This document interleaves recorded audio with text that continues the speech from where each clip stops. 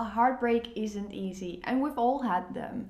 Some were short-lived and some took quite some time, but they all hurt. In this video, I'm gonna be sharing 3 do's and 3 don'ts when it comes to healing your heart. Because fact is, it takes time to heal. But there are things that are helping you heal and move faster in the process, and there are things that are not helping you and actually are counterproductive when it comes to healing your heart. And therefore, I recommend you to apply them all to your life. Because else, what's going to happen if you start applying the do's, but still apply the don'ts as well, what is going to happen is that one foot is on the gas, moving you forward, and the other one is on the brake. So therefore, you're not really moving forward and you're staying where you are. So that's why it is very important to start doing the do's and stop doing the don'ts at the same time. Are you ready to heal? Are you ready to move forward? Are you ready to eventually, when your heart is healed, open yourself up again for love? Then let's dive in the 3 do's and the 3 don'ts so you can start this process. Don't number 1 is start distracting yourself like crazy. And I know, I get it. You don't want to feel this way. A broken heart sucks. It really, really sucks. I've been there. You've been there. Maybe you are feeling this at this moment, and I'm very sorry that you are, but don't distract yourself like crazy. So don't go on sex dates with men, for example. Don't book a holiday far, far away, or don't distract yourself with alcohol to numb the pain. You cannot do that. It's just a band-aid. It's not going to help you. And what is going to be the case with this is even going to be counterproductive, because especially if you are dating other men or having sex with other men, or you're trying to really move forward with other men, they're not going to be the same as the men that you really like. So you're going to be confronted with someone else and you're going to be like, yeah, my ex had this was better about my ex, this was better about my ex, this was better about my ex, he doesn't kiss the way that my ex did. So you're going to be so confronted with this. Same goes for a holiday. If you go to a far away country and you used to travel together, it's going to be very confronting for you. So this is just a band-aid and it's not going to help you move forward. Do number 1, and this is the opposite of distracting yourself, is find a purpose in life. And you might be now thinking, yeah, but isn't that the same thing? The difference between a distraction and a purpose is that a purpose is a goal, is something that lifts you up, is something that motivates you, that makes you want to wake up in the morning. And it doesn't have to be something big, but something to look forward to. And goal can be simply that you want to be healthier. It can be that you want to start a new hobby or a new project or whatever it is, but something that lights you up from inside, something that pulls you from the future. That is what you need in life. Because what has happened is that you've been with someone and that person held a certain space, whether that's just mental space or literally space that you used to really spend time together. And that feels like a void. And you need to fill up that void. You need to fill in that void. And how you do that is by a purpose that you have, that motivates you, that gets you up in the morning. And this is really going to help you move forward in your life and therefore also heal your heart. Don't number 2 is push away your feelings. And I get it. You don't want to feel this way. As I said before, you don't want to be depressed. You don't want to be sad the whole time. You don't want to be frustrated the whole time. I get it. I get it. I get it. I get it.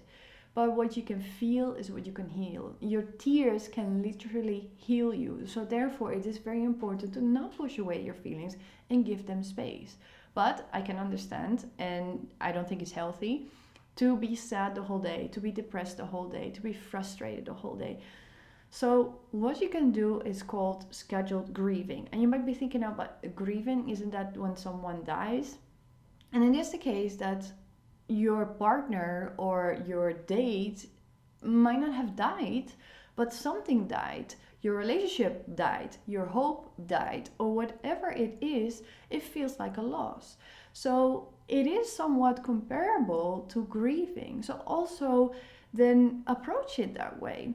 So what you can do to not have the feelings the whole day, but at the same time give in to these feelings, is called scheduled grieving.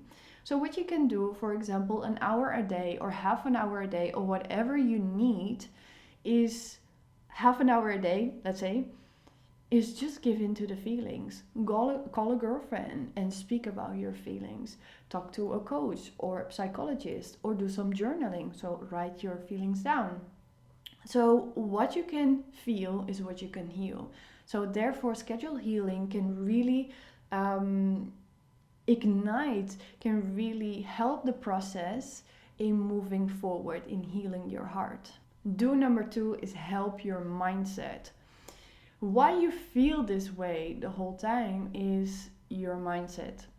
If you keep on thinking of the past, if you keep on thinking of the mistakes you've made, for example, then your mind is in the past and not in the future or in the present moment. So you're gonna feel that way. If you're gonna be thinking, oh, it was so great with him and I don't have him anymore, and I can never find anyone like that, and I made all these mistakes. And if you keep on acknowledging that to yourself, you're gonna feel like shit. So really do somewhat of an audit of your mindset. What are you telling yourself? What negative thoughts and beliefs are running your program up here? So what's going on? And start changing them. Start going from I made all the mistakes to next time I will do much better and my relationship will be so much better. Or I can never find anyone like my ex. Get excited, because I don't know about you, but sometimes I would have liked to have things in my life. It didn't work out. I got something way better. So if your ex is already amazing, or the date that you had was already amazing, get excited. Something better is about to come your way. And I mean this. This is not a joke. I've seen this over and over and over again that this happens. So get excited. And so help yourself with your mindset, because this can be your biggest ally or your biggest enemy. And let it be your ally. Let it be something that helps you move forward. Yes, as I said before, you can definitely give in to your feelings, because actually both can really help you move forward. If you give in to your feelings, give them space, as I said in the previous don't, but then after change your mindset and move forward. That's an amazing process. You should really try over and over and over again just to heal your heart. This is going to be so amazing. It's going to help you move so much faster forward to where you want to be. So please, please, please apply this one. It's going to be an amazing ally for you to move forward in healing your heart. Don't number 3 is tell yourself you're an idiot, that you're not able to move forward just yet. We all want to not feel this way. I told you this already. And therefore you want to move forward. But it takes time. It really takes time. This is a process. This is not a sprint. It can sometimes be a marathon. So do know that this takes a little bit of time, and don't be like, come on. You need to hurry up. Everyone else is getting over a breakup so fast, and me, it takes forever.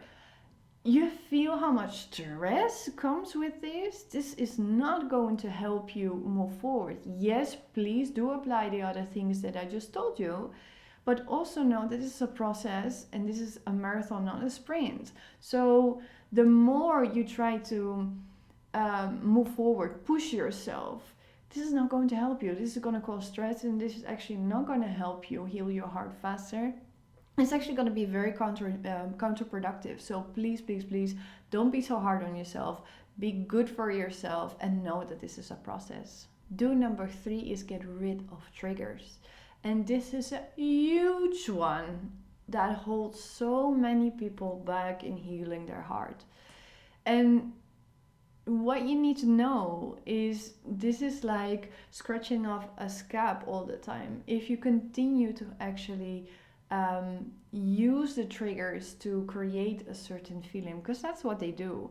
So if you, for example, with a trigger I mean go to their social media and check their feed. If you go through the messages that you've shared together, if you put on that scarf that you got from them and be like, oh, it's such an amazing scarf, it's such an amazing time together, This is what's going to happen. You're going to create certain thoughts. So these are triggers that are not helping you move forward because they continue to bring up the negative feelings, the sad feelings, the depressive feelings. So please, and this is the hardest thing to do, stop looking at their social media. Stop going through their messages and maybe donate the scarf that you had from them or whatever it is that you've had from them. So cut the triggers. And I know this is the hardest thing to do because you don't want to let go. You don't want to do that. But this is going to be the best thing for you to do. And this is going to be the best for your heart to do. So please get rid of these triggers. Don't give in to them anymore. This is really going to help you move forward and heal your heart. These were the 3 do's and the 3 don'ts when it comes to healing your heart. And my question to you is, what are you going to start to apply and what are you going to stop doing? Because this is very important for you to start healing your heart. And with that, I'm about to wrap up. But before I go, I do want to give you one more thing, and that's my free gift. Because I want you to start dating men that can give you a healthy, loving, and sparkling relationship. And how do you do that? Is by skipping the wrong type of men. Because the problem is that there's a lot of men out there that are great men, but simply not for a relationship. And a lot of women invest their heart and their time in these men that cannot give them what they need. And that's an amazing relationship. So I don't want that to be you. So that's why I wrote the ebook, The 5 Types of Men to Avoid During Dating. And you can download this ebook for free here in the description below. And with that, I'm going to wrap up the video. I really hope you've enjoyed what I had to share with you today, and that this is really going to help you move forward in healing your heart so you can open yourself up again for love. Thank you for watching, and I hope to see you at the next video.